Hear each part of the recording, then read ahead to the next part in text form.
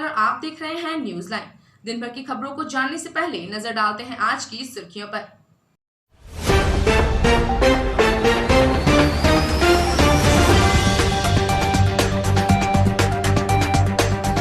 सामाजिक कार्यों में अपनी महत्वपूर्ण भूमिका निभाने वाले मारवाड़ी युवा मंच गिरिडीह में किया निःशुल्क कोरोना वैक्सीनेशन शिविर का आयोजन। 129 लोगों को लगाया गया वैक्सीन।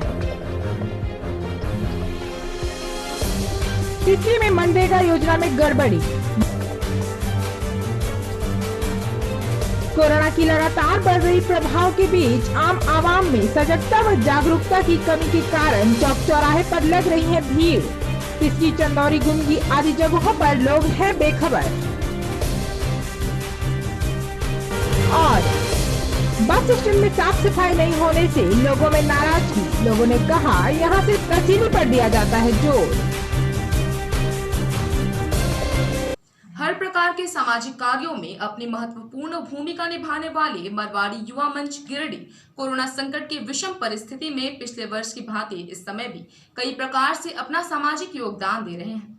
इसी कड़ी को बढ़ाते हुए रविवार को स्थानीय कुटिया मंदिर, जहां मंच का स्थायी कार्यालय भी है, बढ़ते कोरोना की रोकथाम को लेकर निःशुल्क कोरोना वैक्सीनेशन शिविर का आयोजन किया गया, जिसमें 129 लाभुकों ने वैक्सीन लिया।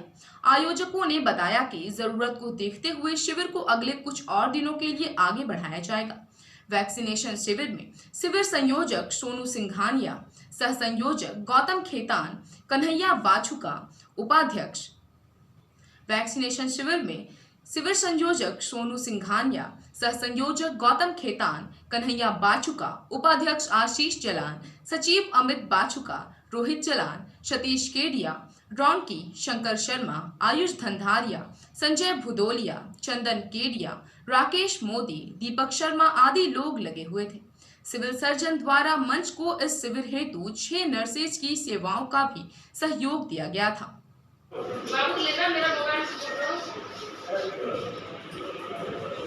और 4-5 लोग आ सका तब तो खोलूंगा कैसे।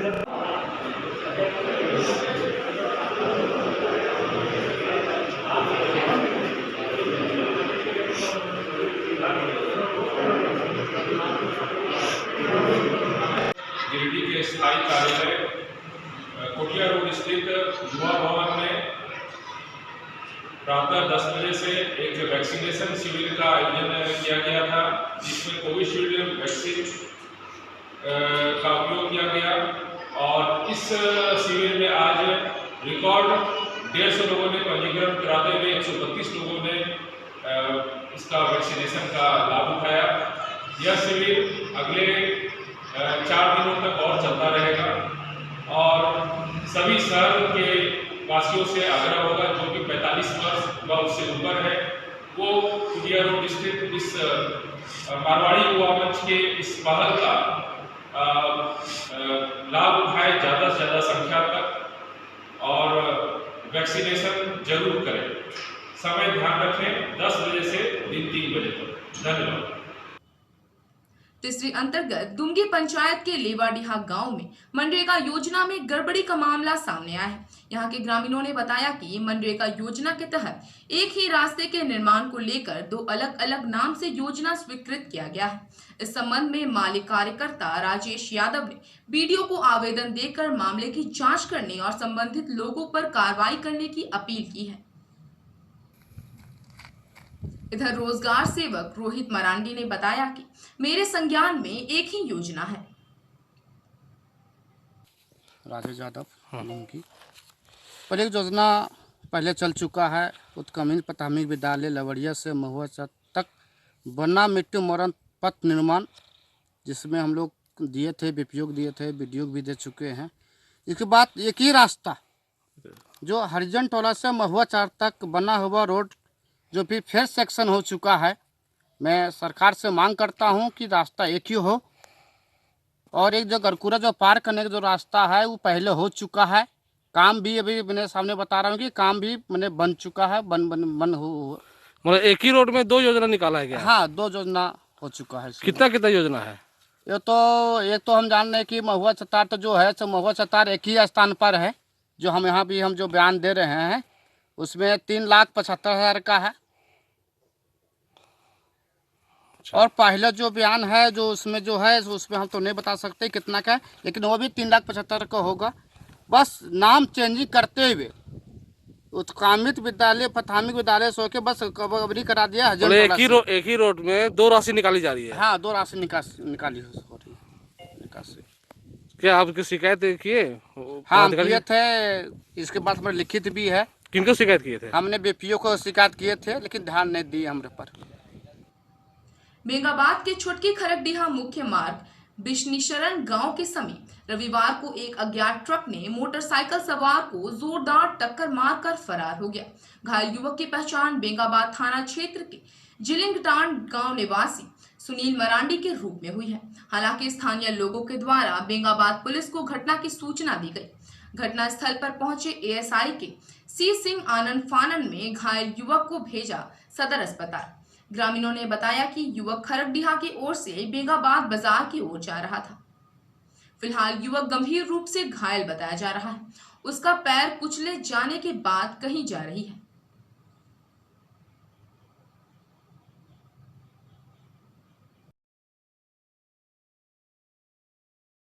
एक ओर जहां कोरोना की कहर लगातार बढ़ रही है, इसके बाद भी आम आवाम में सजगता व जागरूकता की कमी के कारण चौक चौराहों पर काफी भीड़ देखी जा रही है। मामला है तिसरी, चंदौरी, गुमगी आदि मुख्य बाजार का, जहां सरकारी गाइडलाइन की अनदेखी की जा रही है। तिसरी चौक पर कुछ मनिहारी श्रृंगार की दुकान दूध बेचने के आड़ में मनिहारी श्रृंगार व ज्वेलर्स खुले आम बेचने से दुकान में स्वास्थ्य सप्ताह दिवस का धजिया उड़ रहा है। दुकान में शादी विवाह के लग्न होने के कारण काफी भीड़ जुट रही है। शारीरिक दूरी का पालन नहीं हो रहा है, जिससे कोरोना संक्रमण का खतरा और बढ़ सकता है। ऐसा ही बर्तन, कपड़ा व मोबाइल दुकान के दुकानदार चुपके दुकान का सामान शटर उठाकर अंदर से बंद कर सामान बेचने का काम कर रहे हैं। इससे साफ पता चलता है कि सरकार के निर्देशों का कोई पालन नहीं हो रहा है। साथ ही चंदौरी बाजार में भी बेफोक दुकान खुल रही है।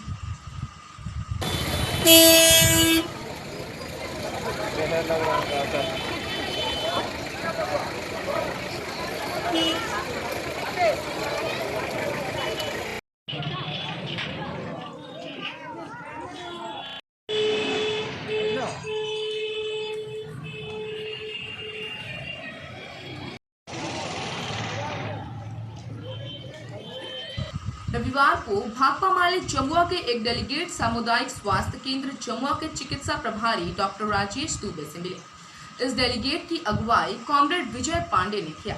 वार्ता के क्रम में डॉक्टर राजेश दुबे ने कहा कि जमुआ प्रखंड में 56 कोरोना पॉजिटिव केस है, जिसको होम आइसोलेट किया गया। साथ ही मिर्जागंज में 24 बेड बनाया गया है।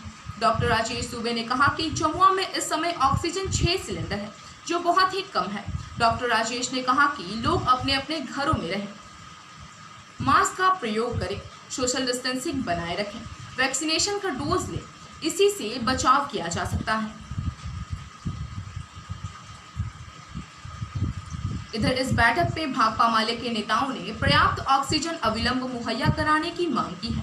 साथ ही साथ आइसोलेशन के लिए और भी केंद्र सिबुडी एवं नवाडी क्षेत्र में बनाने को लेकर कहा कि इसके बाद भी जगह कम पड़े तो जितने भी 10+2 विद्यालय हैं इसको भी उपयोग में लाएं।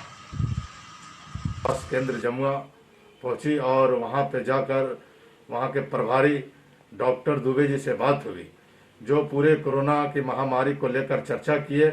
जहां पे पता चला कि जमुआ में अभी तक कोरोना पॉजिटिव जो है 56 हो पाया है, 56 हुआ है।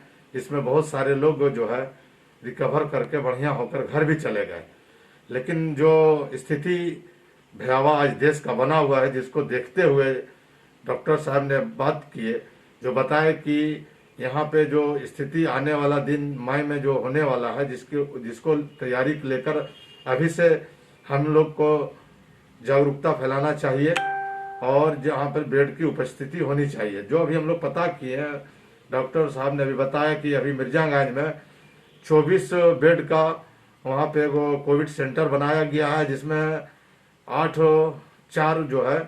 4 गो सिलेंडर वहाँ पे ऑक्सीजन का है। इसका बहुत ज़्यादा जो है अफेक्टेड है और वहाँ से लोग धीरे धीरे हमारे झारखंड में भी आना शुरू कर दिए हैं। और यदि हम लोग इस पर कुछ पाबंदी या कुछ जांच नहीं करवाएं तो भविष्य में ये खतरनाक साबित होगी। और लोगों को एक भ्रम है कि टीका लगने के बाद भी कोरोना हो रहा है। तो ये मैं बता देता हूँ, टीका का कुछ प्रोटोकॉल होता है कि फर्स्ट डोज पड़ता है, फर्स्ट डोज के बाद सेकंड डोज पड़ता है, उसके बाद 14 दिन के बाद उसका इम्यूनिटी डेवलप होता है, इसमें टाइम लगते हैं। तो जिसका इसके पहले इन्फेक्शन हुआ होगा वो नेचुरली है, समझिए, उसको बीमारी हो सकता है। और दूसरी बात यह है, यदि टीका पड़ जाती है तो इतना तो निश्चित है, यदि कोरोना इन्फेक्टेड हुआ भी तो वो मरीज को फर्टिलिटी रेट हम लोग जिसको बोलते हैं, जो ज़्यादा गंभीर किस्म का कोरोना जो होता है वो ना कर पाएगा। बहुत साधारण जो एक सर्दी खांसी बुखार 2-3 दिन रह के वो जो है ठीक हो जाएंगे मरीज।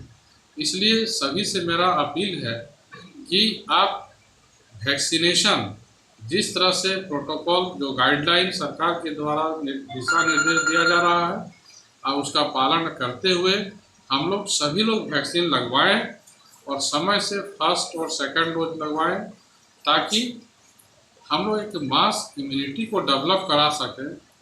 और इसके अलावे टीका लगने के बाद भी ऐसा नहीं है कि हम लोग कोरोना का प्रोटोकॉल जो होता है वो प्रोटोकॉल को हटा दें।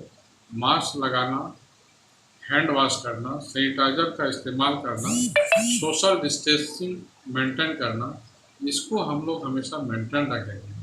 क्योंकि ये कोरोना एक दिन यदि ये सब परहेज हम लोग नहीं कर पाए तो फिर ये देश को बहुत ही विकट स्थिति में ला के पहुँचा देगा, जिसको हम लोग को सभी लोग को झेलना है। और इसलिए आप लोग से मेरा निवेदन रहेगा कि ये सब प्रोटोकॉल को मानिए, ज़्यादा भीड़ भाड़ जगह पर मत जाइए और डेली 4-5 बार हाथ धोइए, डेली सुबह शाम गर्म पानी से नहाइए, गर्म पानी का सेवन कीजिए, ठंडा चीज़ से परहेज कीजिए और वैक्सीन ज़रूर लगवाएं। और जो लोग बाहर से आते हैं उसको पहले या ट्रू नॉट या RT-PCR जाँच जब तक रिपोर्ट नहीं आती है तब तक इनको घर में न रखें, इस पर विशेषकर ध्यान दें, तभी हम लोग बच सकते हैं। अन्यथा एक विकट परिस्थिति से गुजरना पड़ सकता है। एक ओर जहां इस कोरोना काल में साफ सफाई को लेकर विशेष ध्यान दिया जा रहा है, वहीं गिरिडीह बस स्टैंड इन दिनों गंदगी का अड्डा बना हुआ है। यहां लोगों ने शिकायत करते हुए कहा कि यहां केवल तहसीली पर ध्यान दिया जाता है, बाकी साफ सफाई को लेकर किसी का ध्यान नहीं है।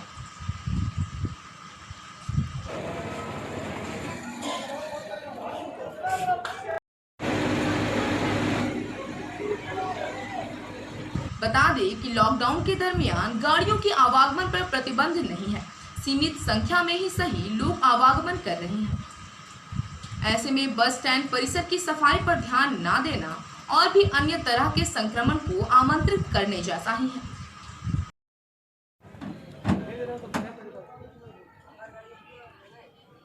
देख रहे हैं कचरा कैसा जमा हुआ है, उधर कैमरा घुमा के देखिए। और अभी महामारी चल रहा है कोरोना का, कोरोना में साफ सफाई खोजता है आदमी। ऐसी साफ सफाई क्या होगा, इससे और कोरोना बढ़ेगा ना घटेगा। हमको तो लगता है सरकार एकदम माने यहाँ का प्रशासन कोई ध्यान नहीं है, नगर पालिका का कोई ध्यान नहीं है। नगर निगम खाली टोल टैक्स तहसील में लगा हुआ हर जगह, लेकिन सफाई पर कोई ध्यान नहीं है। कब से गंदगी 5-6 महीना से 10 की डेली हमको कोल्ड ड्रिंक देना पड़ता है। देखिए टिकट भी दिखाते हैं, टिकट भी दिखाते हैं, 10 रुपये कोल्ड ड्रिंक देते हैं। फिर भी कोई साफ सफाई होता है, ठीक है, कुछ नहीं। और भी कई प्रकार जैसे सैनिटाइज हुआ, ब्लीचिंग हुआ, ऐसे कुछ नहीं हो रहा है, कुछ नहीं, खाली बस में चल रहा है सैनिटाइज। लगभग 1.5 महीना हो गया यार, का नली साफ होबे नहीं करता, जाम हुआ हो गया चालू। क्या परेशानी हो रही है इससे? वही और क्या, कूड़ा करकट और क्या है, साफ कर रहा है तब नहीं साफ होगा ना, साफ नहीं हो रहा। आज का यह अंक आपको कैसा लगा? आप अपनी सुझाव व राय इस नंबर पर दे सकते हैं। साथ ही ताज़ा तरीन खबरों के लिए आप न्यूज़ लाइन के वेबसाइट, फेसबुक, ट्विटर, पोर्टल व इंस्टाग्राम को फॉलो कर सकते हैं। अब दीजिए पूरी टीम को इजाजत। नमस्कार।